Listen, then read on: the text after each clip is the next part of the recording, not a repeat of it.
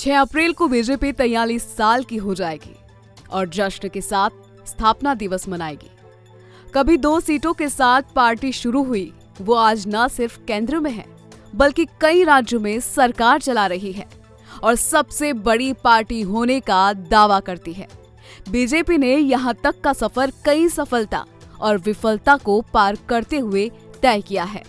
आज हम आपको बीजेपी के पूरे सफर की कहानी दिखाने वाले हैं। 2019 के लोकसभा चुनाव में 303 सीट हासिल करने वाली सबसे बड़ी पार्टी बनी बीजेपी।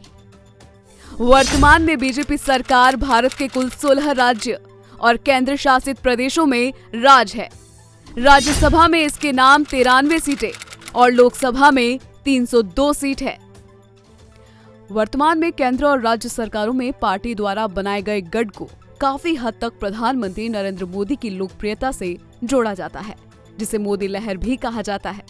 और ये बदलाव आया साल 2014 में आम चुनाव में। बीजेपी ने अपने प्रधानमंत्री पद के उम्मीदवार के रूप में नरेंद्र मोदी को चुना। उनकी छवि और गुजरात में उनके मुख्यमंत्री के रूप में हासिल की गई सफलताओं को बरकरार रखते हुए बीजेपी ने शानदार जीत हासिल की।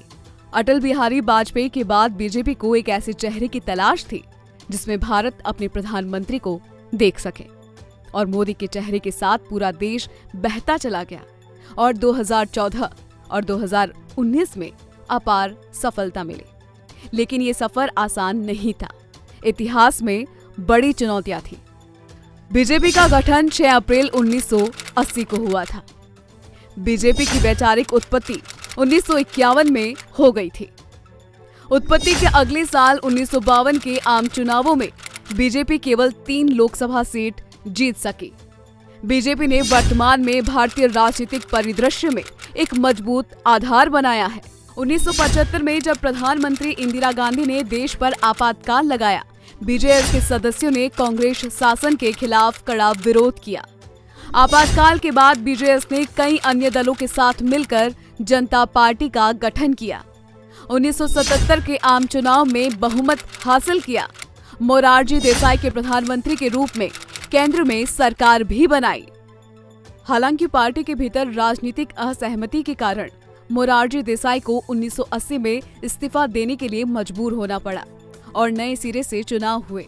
जनता पार्टी जल्द ही भंग हो गई और बड़ी संख्या में इसके सदस्य, जो पहले बीजेएस के सदस्य थे, उन्होंने मिलकर बीजेपी का गठन किया। स्थापना के तुरंत बाद बीजेपी के पार्टी अध्यक्ष अटल बिहारी वाजपेयी ने गांधीवादी समाजवाद में अपनी वैचारिक सोच स्थापित करते हुए हिंदू राष्ट्रवाद पर एक नरम स्थिति बनाए रखी। हालांकि 1984 के चुनावों में पार्टी की भारी हार के बाद बीजेपी ने अपने राजनीतिक सिद्धांत में संशोधन करने का फैसला किया। उन्होंने अपनी आधारशिला हिंदू राष्ट्रवाद पर मुख्य रूप से चलने की योजना बनाई और 1980 के दशक देश में गंभीर हिंदू मुस्लिम संघर्ष का समय था। पार्टी को विश्व हिंदू परिषद द्वारा शुरू किए गए राम जन्मभूमि आंदोलन में अपने राजनीतिक जनादेश के रूप में बनाए रखने के लिए एक ऐसा विवाद मिला जो उन्हें जीत हासिल करने के लिए आदर्शवाद तरीका लगा। बीजेपी ने 6 दिसंबर 1992 को वीएचपी के साथ उत्तर प्रदेश में एक जन रैली आयोजित की थी। अयोध्या में 16वीं शताब्दी का मस्जिद ध्वस्त कर दिया गया। इस घटना ने बड़े पैमाने पर सांप्रदायिक दंगों को जन्म दिया। अब तक राज्य और देश दोनों में सांप्रदायिक ध्रुवीकरण के लिए एक बड़ा ट्रिगर बना हुआ है। राम मंदिर घटना के बाद बीजेपी देश में बढ़ने लगी, लेकिन बीजेपी का सपना पूरा हुआ मोदी के आने के बाद। हालांकि इससे पहले अटल बिहारी वाजपेयी भी गठबंधन की सरकार के दौरान प्रधानमंत्री रह चुके हैं, लेकिन बीजेपी कभी पूर्ण बहुमत की सरकार नहीं बना पाई।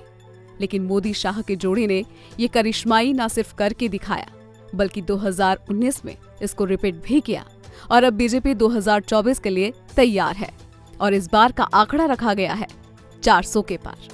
रिपोर्ट कैसी लगी कमेंट करके जल्दी बताएं। साथ ही साथ चैनल को सब्सक्राइब करें।